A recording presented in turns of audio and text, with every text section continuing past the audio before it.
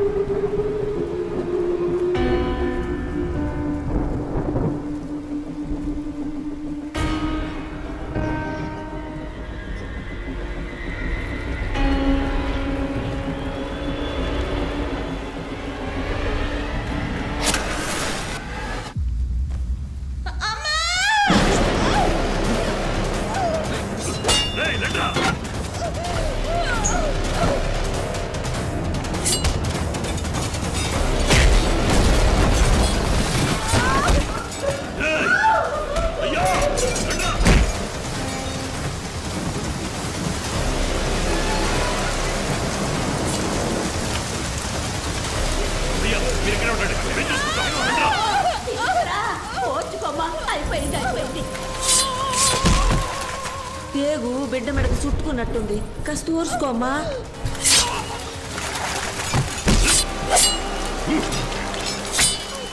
ఊర్చుకోమ్మా, ఊర్చుకోమ్మా.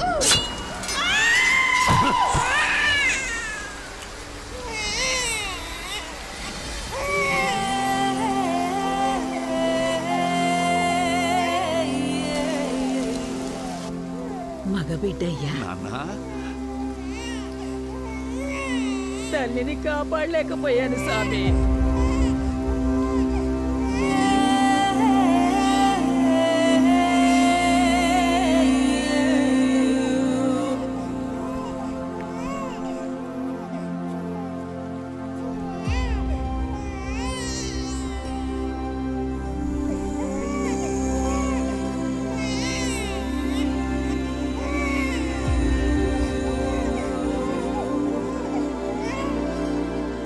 కృష్ణాష్టమి రోజు పుట్టాడు. మీరు వీడిని చూసుకుంటే రేపు వీడు మిమ్మల్ని చూసుకుంటాడు.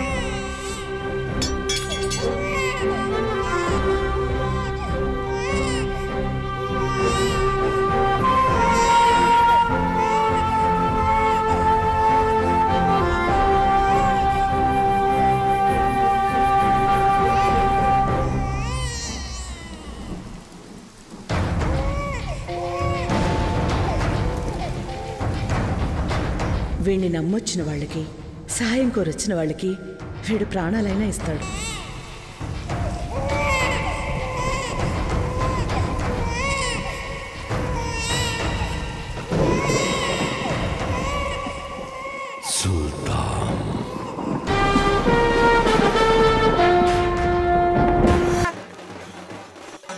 వీళ్ళు డప్పు కొడుతున్నారా, డప్పు కొడుతున్నట్టు నడుస్తున్నారా? ఏం వినిపించవట్లేదు. ఆపండి ఆపండి ఆపండి ఆపండి ఆపండి. ఎరా కింకాంగు, వీళ్ళు కొట్టే కొట్టుడు చెవికి అస్సలు ఎక్కట్లా. చెవుడు తుప్పదిలిపోయేలా కొట్టమను. సుల్తాన్ వచ్చే ముందు ఎక్స్ట్రా చెక్. సుల్తాన్ వచ్చే లోపల పనులన్నీ ముగించండి. వస్తున్నాడు, ఎన్ని రోజులు ఉంటాడో తెలియదు. అన్ని పనులు సర్లే సర్లే సర్లే. అంటే అయ్యగారు అన్నదానం చేస్తున్నారు కదా, చికెన్ బిర్యానా మటన్ బిర్యానా? అది కాదు అది కాదు. ఇంకేంటి? అయ్యగారితో కొంచెం మాట్లాడాలి. అలాగా, రండి.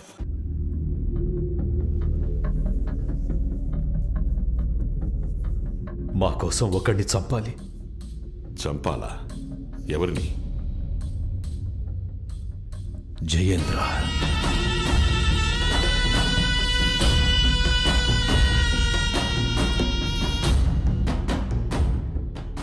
వ్యవసాయం నమ్ముకొని బతుకుతున్న వాళ్ళమయ్యా మేము. 4 సంవత్సరాలకు ముందు మీ పొలాలు రాసివ్వండి, కావలసినంత డబ్బిస్తాను అన్నాడు. మేం కుదరదని చెప్పాం. వ్యవసాయం చేస్తానని పొలంలోకి దిగకండి. పొలం లేదు, కానీ మీ పొలాల్ని మనుషుల్ని నేను కాపాడతాను. మీ ఊర్లో మళ్ళీ వ్యవసాయం జరుగుతుంది, ఇది సత్యం. మీరు అడుగుతున్న సహాయం చేస్తున్నందుకు మీ పొలంలో పండే గుప్పిడు ధాన్యం ఇవ్వండి చాలు. చాలా సంతోషం.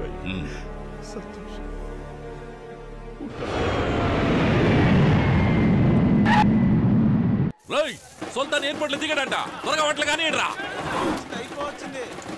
అమరావతిలో ఏదో ఒక చిన్న ఊరు, ఎవరో కూడా తెలియదు. ఇది ముఖ్యమని ఆలోచించండి. చాలా ముఖ్యం మన్సూర్. మనం లెక్కలేనన్ని పాపాలు చేస్తున్నాం. ఎప్పుడైనా మంచి పని చేయడానికి భగవంతుడు ఇలాంటి అవకాశాన్ని ఇస్తాడు.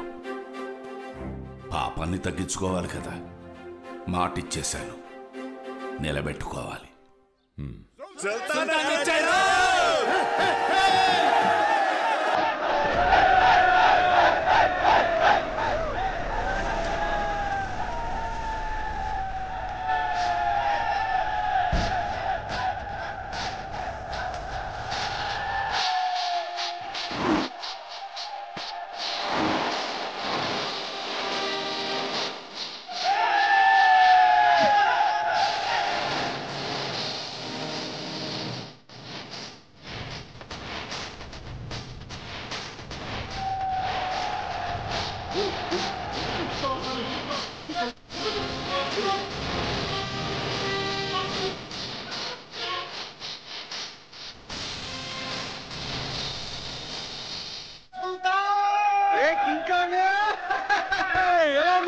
వంద ఆబూతుల మధ్య ఇరుక్కున్న లేకదోళ్ళ ఉన్నాను.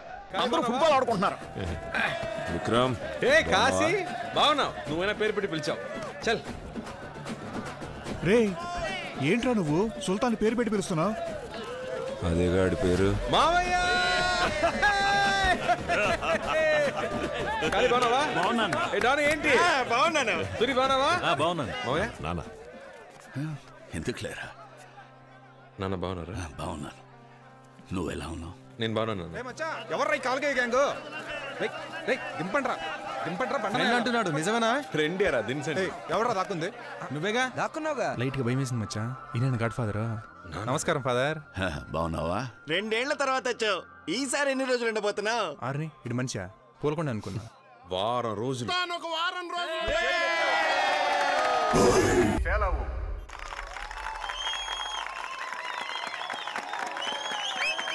ఏదో అర్థమైనట్టే చప్పట్లు కొడుతున్నారు యదవులు. చూడరా, రోబోలో రజనీకాంత్లో అన్ని పనులు ఇదే చేస్తుంది. ఇక మీదట మనకు పని ఉండదేమో. అవునరా మావా. సుల్తాన్, రోబో బొమ్మ బ్రహ్మాండంగా ఉంది. థ్యాంక్స్ అన్న, థ్యాంక్స్. ఈ పని మీద చెప్పాలి వెళ్ళాలి నాన్న.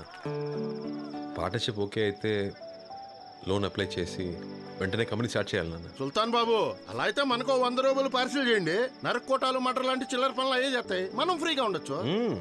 నీకు పని ఉండదు, పర్లేదా? అయ్యయ్యో, ఆ రోబోలు నాన్నే అట్టు పెట్టు. నిన్ను చూస్తుంటే నాకు చాలా గర్వంగా ఉందిరా. అయ్యా, పెంచింది మేమందరం, మెడలు మీక.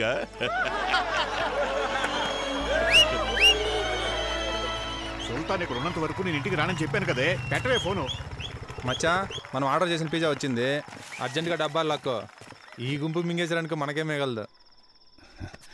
మీ అమ్మ నిన్ను ఇలా చూడాలని ఎంతో తప్పించిపోయిందయ్యా. కానీ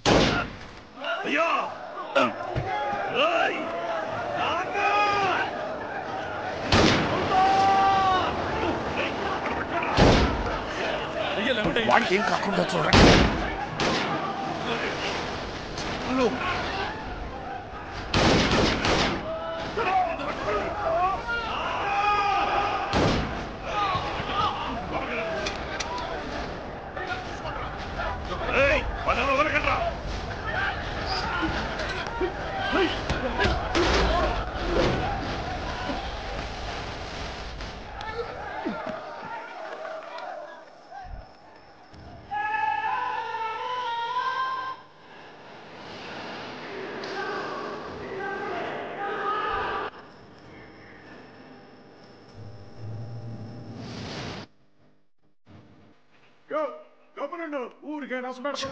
నేను లేకుండా పోయానే. ఉంటారులే. ఏదేమైనా సరే వాళ్ళు చావాలి.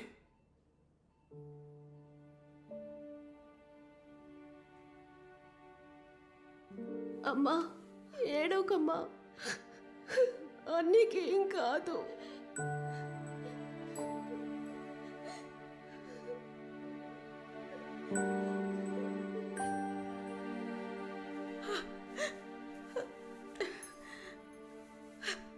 అయ్యా మీకేం కాలేదుగా, మీరు బానే ఉన్నారుగా. లోపల అడిగితే వాడికి మెలకువ రావడానికే 4 రోజులు పడుతుందన్నారు. ఎక్కడ మీ నాన్న? ఆయనకి ఫోన్ చేసి రమ్మని చెప్పు. వచ్చి ఎవరినైనా చంపేయాలి, నరికేయాలి, లేచి రారా అని వాడికి చెప్పమని చెప్పు. కాళ్ళు చేతులు పడిపోయినా లేచి వస్తాడు. శారదమ్మ,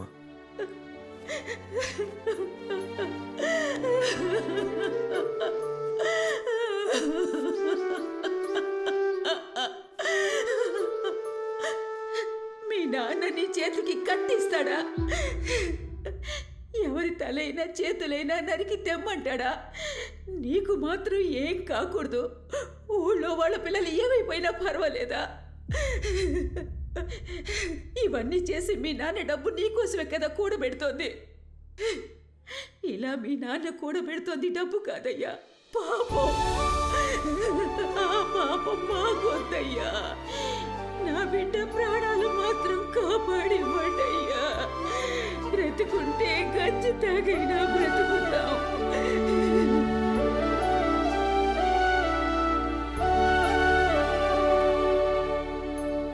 అయ్యా, పిజ్జా కొట్లు అడిగి చూసాం. వచ్చిన వాళ్ళెవరు వాళ్ళ మనుషులు కారట.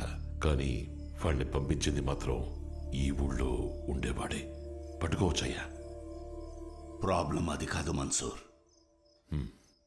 అబ్బాయి ఇక్కడ ఉన్నప్పుడు వాడి ముందు ఇలాంటివి జరిగి ఉండకూడదు. వాడచ్చు వాళ్ళమ్మ మహాలక్ష్మిలాగే పోత పోసినట్టు.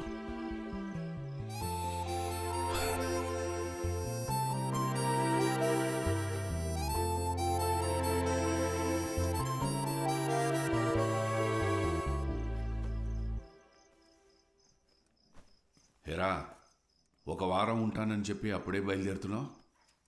ఓహో, గర్ల్ ఫ్రెండ్ ఫోన్ చేసిందా ఏమిటి? చేసే ఉంటుందిలే, బాంబేలో ఉంటున్నావు కదా, ఇవన్నీ సహజం. ఇది నేను మీ అమ్మ కాలికి తొడిగిన మెట్టె. నా జీవితంలో నేను తలదించుకున్నది తన కాళ్ళ దగ్గరే. ఏ ఒక్కరూ తనకు ఎదురు చెప్పలేరు. తను నా మహారాణి. అలాంటి అమ్మాయిని నీ కంటపడితే ఇది అమ్మాయికి తొడుగు. నీ మనసులో అలాంటిది ఏమీ లేదు అని చెప్పు. నాకు తెలిసిన అమ్మాయి ఉంది, వెళ్ళి చూద్దాం. ఏం మాట్లాడుతున్నారు నాన్న మీరు? రక్తంతో బతకడం అలవాటైపోయిందా? చాలామంది దెబ్బలు తగిలి హాస్పిటల్లో ఉన్నారు. ఒకటి ప్రాణాలు పోయేలా ఉన్నాయి. మీరు నా పెళ్లి గురించి మాట్లాడుతున్నారు. కాస్త బయటికి వెళ్ళి చూడండి నాన్న. ఎంతమంది మీకు శాపనార్థాలు పెడుతున్నారు. నాకే తగులుతాయి నాన్న ఇంతకాలం మీరు చేసిన పాపాలన్నీ.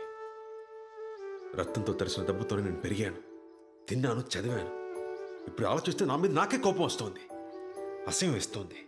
మీకు దండం పెడతాను నాన్న, మీకు ఇలాంటివి చాలు. వాళ్ళందరినీ పంపించేయండి, కనీసం ప్రాణాలతో ఉంటారు. నేను చెప్పినా నీకు అర్థం కాదు. మా బతుకులే అలాంటివి. దీనింతటితో ఆపలేము, మార్చలేము. వీళ్ళు తిరిగి వెళ్లాలన్నా కొంతమందికి ఇళ్లున్నాయి. మిగతా వాళ్ళందరికీ ఇదే వాళ్ళ ఇల్లు, ఇదే వాళ్ళ కుటుంబం. నువ్వు నా కన్న బిడ్డవైతే వాళ్ళు నేను పెంచిన బిడ్డలు.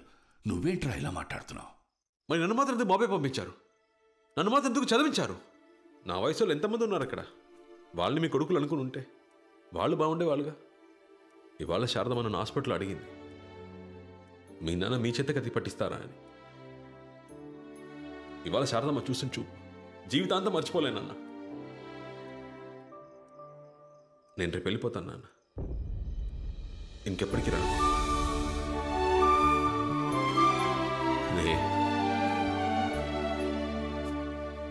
ఇంతవరకు నేను ఎప్పుడూ ఎవరిని ఏమీ అడగలేదు. కొడుకు అనే హక్కుతో అడుగుతున్నాను. నువ్వు ఎక్కడికైనా వెళ్ళు, కానీ ఆఖరికి నువ్వు చేరాల్సిన చోటు ఇదే అయి ఉండాలి. వీళ్ళనెప్పుడూ రౌడీలుగా గుండాలుగా చూడొద్దు. వీళ్ళు నిన్ను సుల్తాన్ సుల్తాన్ అంటూ నీకోసం ప్రాణాలైనా ఇస్తారు.